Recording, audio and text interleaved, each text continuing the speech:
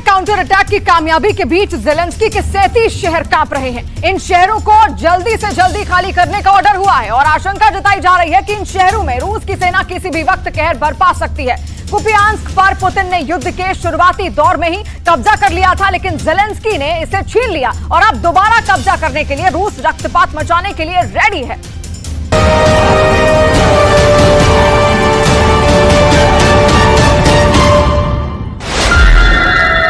37 शहर, 37 हमले, बच गए बस 37 घंटे। यूक्रेन का कुपियांस्क।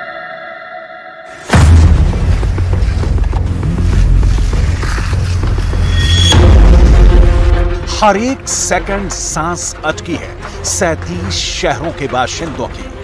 सिर्फ एक मिसाइल और कुल खानदान सबका विनाश।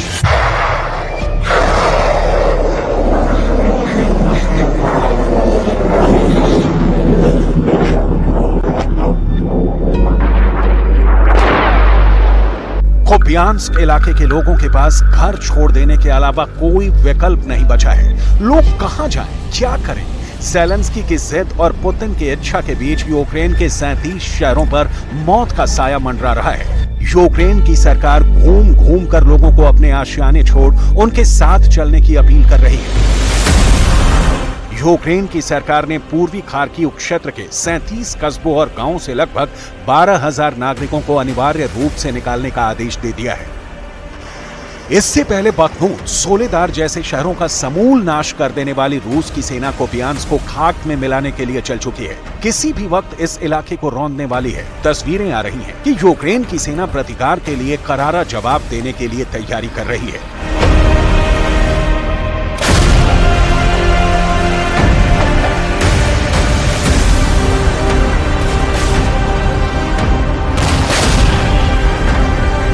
लेकिन इस बीच उनका क्या करें ज़ेलेंस्की, जिन्होंने हथियारों की ट्रेनिंग नहीं ली है, लिहाजा शहर दर शहर खाली कराया जा रहा है। लेकिन कुपियांस्क पर ही पुतिन के इस वक्त नजर टेढ़ी क्यों हुई?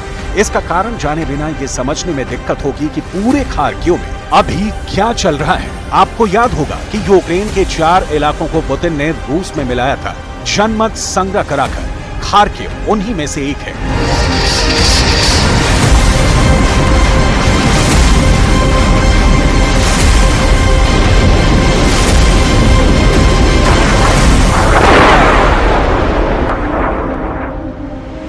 लेकिन अब खार्किव में ज़ेलेंस्की घुस आए हैं। इससे पहले सितंबर 2022 तक कुपियांस्क शहर और इसके आसपास के क्षेत्र रूसी कब्जे में थे। इसके बाद यूक्रेन की सेना ने तेजी से आक्रामक अभियान चलाया और रूस की सेना को इस इलाके से खदेड़ दिया। इन क्षेत्रों से रूस की सेना को बाहर किए जाने के बाद ही यूक्रेन के राष्ट्रपति ज़ेलेंस्की ने जो कहा उसे समझने की जरूरत है। अगर हमारे सैनिकों के पास अतिरिक्त हथियार आपूर्ति हो तो रूस को और अधिक करारी शिकस्त दे सकते हैं। कुपियांस्क में पुतिन को क्या मिलेगा, इसका जवाब जानना बहुत जरूरी है। इसे मैप पर समझने की कोशिश करते हैं। कुपियांस्क खार्किव के पूर्वी इलाके में है। कुपियांस्क शहर रूस की सीमा से लगभग 30 किलोमीटर दूर है। खार्किव पर पूर्ण कब्जे के लिए कुपियांस्क की जीत बहुत जरूरी है। कुपियांस्क का किला गिराकर पुतिन की सेना खार्किव के दूसरे इलाकों में घुसना चाहती है। इसके पहले कुपियांस्क 27 फरवरी 2022 यानी युद्ध छिड़ने के सिर्फ 3 दिन बाद से लेकर 10 सितंबर 2022 तक रूस के कब्जे में था, लेकिन इसके बाद यूक्रेन के हाथों में चला गया। धीरे धीरे हालात ऐसे बन गए कि पूरे खार्किव पर भयानक खतरा मंडरा रहा है।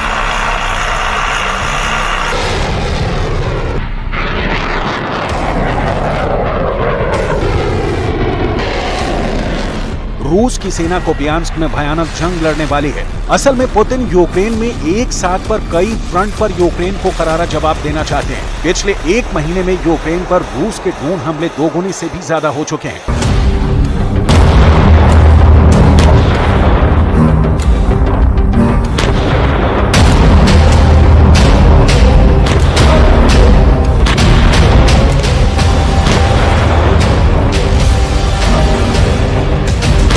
मिसाइलों की मार भी बढ़ा दी गई है, लेकिन जमीन पर रिपोर्ट आती है तो यूक्रेन स्लो लेकिन बढ़ रहा है। पुतिन के पास इस सूरत में कोई दूसरा विकल्प क्या हो सकता है कि इतने हमले करो कि सब राख हो जाए। पुतिन वही कर रहे हैं। अब आते हैं पूरे खार्किव पर। आपको कीव पर हुए हमलों की डिटेल भी दिखाएंगे, लेकिन पहले खार्किव वाली रात। यूक्रेन के कीव के बाद खार्किव दूसरा सबसे बड़ा शहर है। खार्किव शहर की स्थापना 1654 में हुई थी। 1820 में यूक्रेनियन राष्ट्रीय आंदोलन का खार्किव केंद्र बना था। 1920 से लेकर 1934 में सोवियत रिपब्लिक ऑफ यूक्रेन की राजधानी बनाया गया था ये शहर। खार्किव सोवियत संघ और जर्मन सेना के बीच जंग का केंद्र बना था। 1941 के दिसंबर महीने से लेकर जनवरी 1952 तक इस शहर में नाजी जर्मनी ने हजारों यहूदियों को मौत के घाट उतारा था।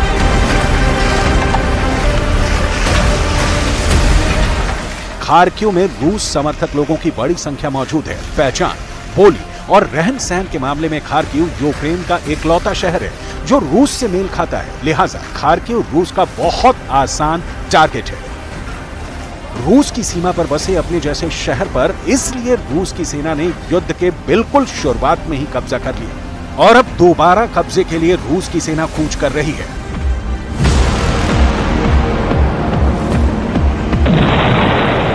खार्किव के पूरी तरह हाथ में आने का मतलब होगा कि पुतिन दक्षिणी यूक्रेन पर फोकस कर सकेंगे।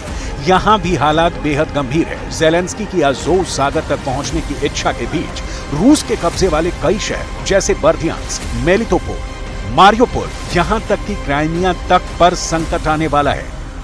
ज़ेलेंस्की ने भी ड्रोन हमलों की रफ्तार तेज कर दी है। मॉस्को की ओर जाते हुए एक यूक्रेन के ड्रोन को मार गिराने की रूस की सेना ने बात कही है। रूस की डिफेंस मिनिस्ट्री का कहना है कि सेना ने 9 तारीख की रात 13 यूक्रेनी ड्रोन्स मार गिराए। इनमें से 11 ड्रोन्स को क्राइमिया के पास मार गिराया गया। उन 11 में से 2 ड्रोन्स को क्राइमिया के सेवेस्तोपोल शहर के पास मार गिराया और 9 को इलेक्ट्रॉनिक वॉरफेयर के जरिए मारकर ब्लैक सी में गिरा दिया गया। वहीं अन्य 2 ड्रोन्स को राजधानी मॉस्को के पास मार गिराया गया। रूस के दावों और आंकड़ों के बीच सच का एक पहलू और है, और वो कहता है कि क्या पुतिन के महल क्रेमलिन के ऊपर यूक्रेन धमाका करता है। अभी कुछ हफ्ते पहले यूक्रेन का यही दुस्साहस पुतिन को गुस्से से भर देता है। पुतिन यूक्रेन को जलते देख सकते हैं, लेकिन जब बात अपने देश की आती है तो बहुत स्वाभाविक है कि पुतिन का खून खौलने लगे। यही हो रहा है और इसकी तस्दीक की तस्वीरें यूक्रेन के मैदान से आ रही हैं। कहीं आग लग गई, कहीं गोली चल गई। मतलब रूस और यूक्रेन के बीच 17 महीने से भी ज्यादा समय से चल रहे युद्ध में अब दोनों तरफ से एक दूसरे पर हमले किए जा रहे हैं। एक समय सिर्फ रूस हमले कर रहा था और यूक्रेन अपना बचाव, लेकिन अब दोनों ही दुश्मन के हमलों को रोकने की कोशिश में लगे हैं। 24 फरवरी 2022 को शुरू हुए इस युद्ध की वजह से अब तक यूक्रेन में जान माल का भारी नुकसान हो चुका है और कई शहरों में भीषण तबाही मच चुकी है। शांति की नई कोशिशें की जा चुकी हैं, लेकिन उनका नतीजा शून्य रहा है। उस पर हालात इतने गंभीर हो चले हैं कि जिन इलाकों में अब युद्ध हो रहा है वहां पहले से भी भयंकर रक्तपात मचा है। पुतिन की समझ साफ होने के बाद कि जंग हाईटेक हो चुका है। रूस की सेना जबरदस्त वॉर टेक्नोलॉजी का इस्तेमाल कर रही है। अभी कुछ घंटे पहले रूस ने यूक्रेन की राजधानी कीव पर हमला बोला है।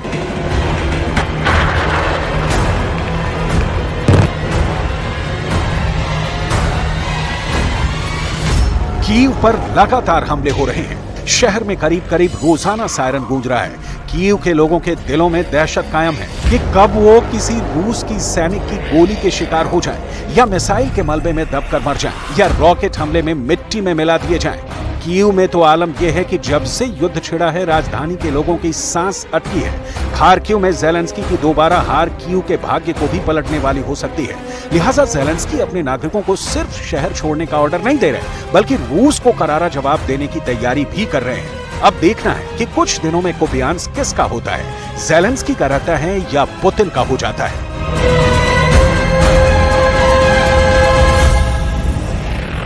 ज़ैपोरिज़िया का हाल यह है कि यहाँ यूरोप का सबसे बड़ा न्यूक्लियर प्लांट है जो रूस के कब्जे में है, लेकिन ज़ैपोरिज़िया शहर पर ज़ेलेंस्की का कब्जा है। ज़ैपोरिज़िया पर पुतिन पूर्ण नियंत्रण चाहते हैं। ज़ैपोरिज़िया के गवर्नर का कहना है कि पिछले 24 घंटे में रूस ने 2 आक्रमण किए हैं। इस हमले में 4 लोगों की मौत हो गई है, 20 से ज्यादा लोग जख्मी हो गए हैं।